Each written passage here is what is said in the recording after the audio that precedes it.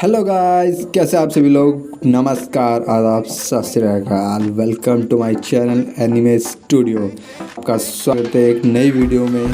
तो आज हम रिव्यू देने वाले चैप्टर 54 फ्लेम एम्परर के बारे में। वीडियो को लंबी नहीं करते हुए जल्दी से वीडियो को स्टार्ट करते हैं। Let's go.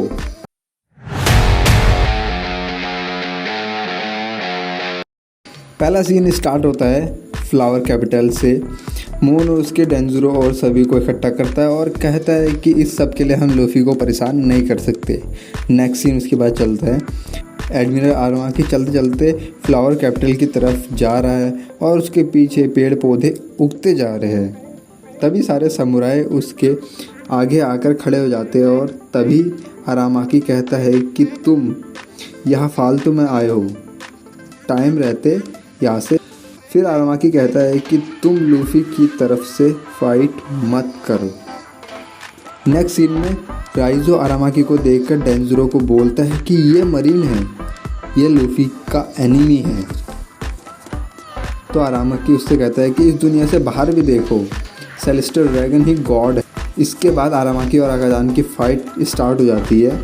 आरामाकी बोलता है कि तुम इस चीज़ के लिए इतना गुस्सा क्यों हो रहे हो। उसके बाद नेक्स्ट सीन में हम देखते हैं कि आरामाकी ने एक बड़ा सा रूप ले लिया और ज़मीन से उसकी रूट निकल ली है एक हाथ के शेप में। और नेक्स्ट सीन में देखते हैं कि आरामाकी और अजान के बीच फाइट शुरू हो जाती है और वो अपनी शॉट से उसके रूट काटने लग जाता है। आरामाकी बोलता है कि आज अगर तुम्हें यहाँ मार भी दूँ तो कोई भी लॉ नहीं टूटेगा। आओ और मुझे रोक के दिखाओ, तुम्हारे हजारों लोगों को मार डालूंगा मुहिवारा लूफी तक पहुंचने के लिए। नेक्स्ट सीन में हम देखते हैं कि यामाटो कूद के आती है और अपने कानबो से आरामाकी को मारती है और आरामाकी ज़मीन में धंस जाता है। यामाटो कहते हैं कि फालतू की बात मत बोल, इन्होंने 20 साल तक काइडो का जुल्म झेला है और अब फाइनली ये फ्री हुए हैं। मैं किसी भी हालत। आरामाकी पूछता है कि तू है कौन। यामाटो बोलती है कि आई एम यामाटो, काइडो सन। मैं यामाटो हूँ, काइडो का। यामाटो बोल ही रही थी कि मोमोनोसुके आ जाता है अपना ड्रैगन फॉर्म लेकर। मोमोनोसुके बोलता है कि ठीक है यामाटो, मैं इसे अपने दोस्तों को हाथ तक लगाने नहीं दूंगा। फिर मोमोनोसुके आरामाकी को वहाँ से बाहर ले जाने के बारे में सोचता है, कोशिश करता है। वह आरामाकी को अपने मुंह में दबा लेता है और बोलता है कि अब कोई भी मेरी कंट्री में प्रॉब्लम क्रिएट नहीं करेगा। आरामाकी मोमोनोसुके को देखकर चौंक और बोलता है कि दुनिया में पिंक ड्रैगन भी एग्जिस्ट करते हैं, मैंने पहली बार देखा। अब आरामाकी कहाँ चुप बैठने वाला था, उसने अपने रूट का यूज़ करके मोमोनोसुके को पकड़ ली। इस तरफ यामाटो मोमोनोसुके की मदद करने जा ही रही थी तो मोमोनोसुके ने कहा, यामाटो तुम इस पंगे से बाहर ही रहो, इसे मैं ही देख लूँगा। इसके बाद पूरा का पूरा सीन बदल जाता है और सीन शिफ्ट हो जाता है वानो के पास, समुद्र, जहाँ पर रेड हेयर शैंक्स की शिप खड़ी होती है। वाह क्या बात है, आके तरस गई कसम से यार शैंक्स को देखने के लिए ना, सच में यार। चलो आगे बढ़ते। हम शैंक्स की शिप में देखते हैं कि हर कोई लूफी की बात कर रहा होता है, जैसे कि क्या बात, अब लूफी भी एक योंको बन गया है, अ ग्रेट पायरेट। सब कहने लगते हैं शैंक्स से, बॉस चलो लूफी से मिलते हैं। तभी शैंक्स सी को देखकर कहता है कि पुरानी यादें ताज़ा हो गई, लास्ट टाइम मैं यहाँ ओडिन को छोड़ने आया था। अब तो मोमो और हियोरी भी दोनों बड़े हो गए होंगे। तभी लकीरो बोलता है कि चलो बॉस लूफी से मिलते हैं, अब तो वो भी एक बड़ा।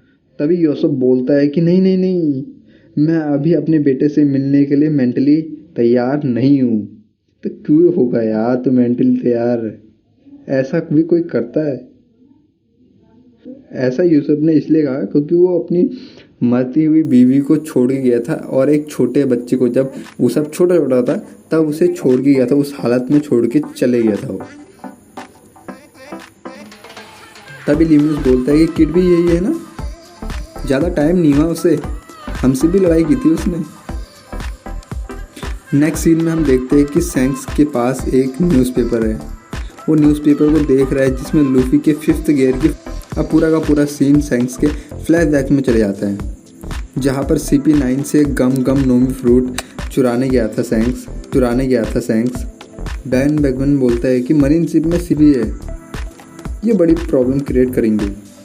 तभी सैंक्स बोलता है कि क्या फ़र्क पड़ता है, CP9 ही तो है, चलो आगे बढ़ो। नेक्स्ट सीन में हम देखते हैं कि और होजोर इस बात को लेके कन्फ्यूज़न में है कि सैंक्स यहाँ पर क्या कर रहा है।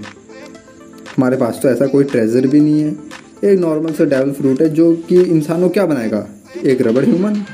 इसलिए होजो ने इसमें कुछ ज़्यादा इंटरेस्ट नहीं दिखाया, पर उसे क्या पता था ये इतना बड़ा यूनिक डेविल फ्रूट है। इस डेविल फ्रूट के चोरी होने के बाद उसे एम्पल डाउन में कैद कर दिया गया था। वैसे भी इस फ्रूट के बारे में सभी को पता नहीं था, कुछ लोग होंगे जिन्हें ये पता होगा, जैसे कि गोरोसे को पता होगा, तब लोगों को पता नहीं होगा, इतना मुझे लगता है। उसके बाद हमें फिर वही पुराना सीन दिखता है जहाँ सैंक्स ने लूफी को बचाया था एक सी मॉन्स्टर से, या हम ये कह सकते हैं कि सैंक्स ने गम गम फ्रूट को बचाया था, फ्रूट यूज़र को बचाया था अपना हाथ कटवा के। फिर दोबारा से पूरा का पूरा सीन सैंक्स के ओरिजिनल प्रेजेंट में चले जाता है।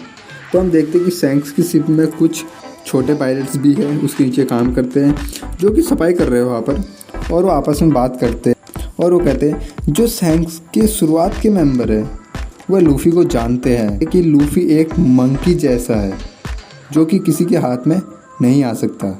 उसके बाद दोबारा सीन सैंक्स के पास चले जाता है जहाँ सैंक्स बोलता है कि अभी मेरा मन नहीं है लूफी से मिलने का। यह सुनकर सभी चौंक जाते हैं। तुम्हें याद होना चाहिए अभी हमारे पीछे बहुत काम है जो कि करना पहले है।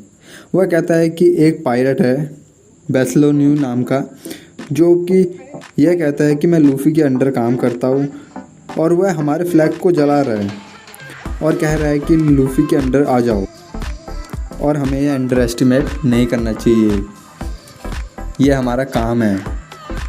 वैसे इतनी छोटी सी बात के लिए सैंक्स इतना गुस्सा हो रहा है, ये थोड़ा कंफ्यूजिंग है। ये शायद ये हो सकता है कि वो लोग सैंक्स के अंदर आते हैं, सैंक्स की टेरिटरी के अंदर आते हैं, तो सैंक्स का काम बनता है कि उन्हें प्रोटेक्ट करना। इसके बाद सैंक्स अंदर जाता है, बैकमैन के पास जाता है और साके पीता है, और साके पीते हुए कहता है अब हमें भी जाना चाहिए वन पीस के पीछे। वैसे ये पोस्टर कुछ जाना बेजाना लग रहा है, ऐसे ही पोस्टर फिल्म रेड का है, शायद से उसकी प्रमोशन के लिए हो सकता है, क्योंकि उसका रिलीज़ डेट काफ़ी नज़दीक है। तो इसी बात पे चैनल को सब्सक्राइब कर लीजिए कि आपको हर एनिमे की नोटिफिकेशन जल्द से जल्द मिलते रहे। कर लीजिए यार, कुछ नहीं घटेगा। अब पूरा सीन चेंज हो जाता और सीन शिफ्ट हो जाता है और हम देखते हैं कि नेवी हेडक्वार्टर न्यू वर्ल्ड, जहाँ पर एक मरीन ऑफिसर अकाइनो को देखकर बोलता है कि रेवोल्यूशनरी आर्मी की इस हरकतों को हम बर्दाश्त नहीं कर सकते। अकाइनो बोलता है कि हाँ मैं तुम्हारी बात से सहमत हूँ, पर हमारे पास ज़्यादा सोल्जर नहीं है डिप्लॉय करने के लिए। वैसे भी जनता अब साबो को फ्लेम एम्परर बुला रही है और यह बहुत फेमस हो चुका है। और हमारी किस्मत ख़राब थी कि रेवरी में जितने भी लोग आए थे उनमें से मरने वाला डिसेंडर था फाउंडिंग ऑफ 20 कंट्रीज़, जिसे वर्ल्ड गवर्नमेंट की नींव रखी थी 800 साल पहले। वो था नेटारी कोबरा। कोबरा को तो आप जानते होंगे, अगर आपको नहीं पता तो मैं बताता हूँ। कोबरा है वीवी का पापा। चलिए, वो बताते हैं कि इस मर्डर से पहले सेलिस्टर ड्रैगन के घरों पर हमला हुआ था। वैसे आपको एक बात बताओ, साबो कोई वीक कैरेक्टर नहीं है। इस बात का पता इसी चीज़ से चल जाता है कि इतनी मरीन से बचकर आया है और अपने साथ कुमा को भी छुड़ा कर लाया है। फिर मरीन ऑफिसर बताता है कि उसने फुजीटोरा से भी फाइट की थी, उसके बाद वो वहाँ से भागने में कामयाब हुआ। वो ये भी कहते हैं कि नेवी ऑफिसर रिस्ट्रिक्टेड एरिया में थे, वैसे भी यहाँ पर अपनी पूरी पावर का इस्तेमाल नहीं कर सकते। यहाँ पर कोबरा की जान ही नहीं बल्कि प्रिंसेस वीवी भी गायब है।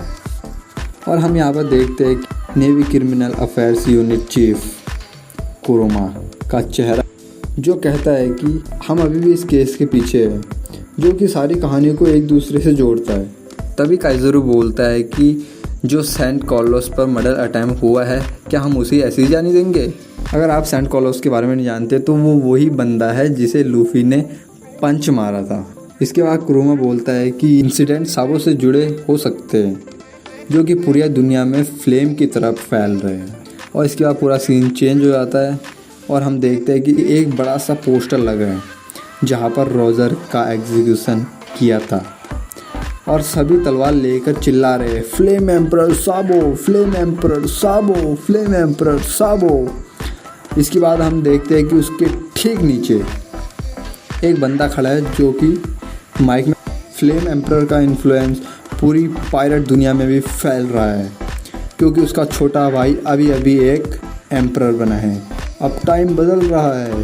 फिर सीन दोबारा अकाइनू की तरफ आ जाता है और अकाइनू बोलता है, मैं फ्लीट एडमिरल बड़ी मुश्किल समय में बना हूँ, मुझे कोई फ़र्क नहीं पड़ता है कि अब वो क्या करेंगे।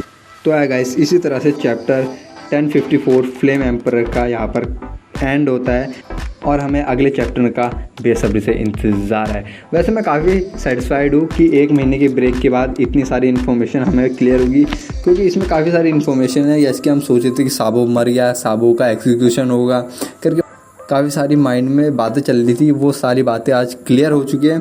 बट इसमें कुछ ज़्यादा ऐसे फाइटिंग सीन नहीं थे, शुरू में ही थोड़ी बहुत फाइटिंग सीन थे, बट इन्फॉर्मेशन थी वो काफ़ी यूनिक थी। तो यार गाइस, अपनी वीडियो को यहाँ पर ही ख़त्म करते हैं। तो यार आपको ये रिव्यू कैसा लगा और इसकी PDF मेरे डिस्क्रिप्शन में तो जाके चेकआउट कर सकते हैं। ऐसी एनिमे कंटेंट देखने के लिए वीडियो को सब्सक्राइब कर लीजिए यार, कुछ नहीं बिगड़ेगा, ठीक है ना। तो यार आपके एक सब्सक्राइब से मुझे काफ़ी सारा मोटिवेशन मिलता है और बनाने में थोड़ा मज़ा आता है, कहने वाली बात है, ठीक है। तो वीडियो अच्छी लगे लाइक कीजिए, सब्सक्राइब कीजिए और बेल आइकन को ऑन कर लीजिए। नमस्कार, आदाब, सत श्री अकाल।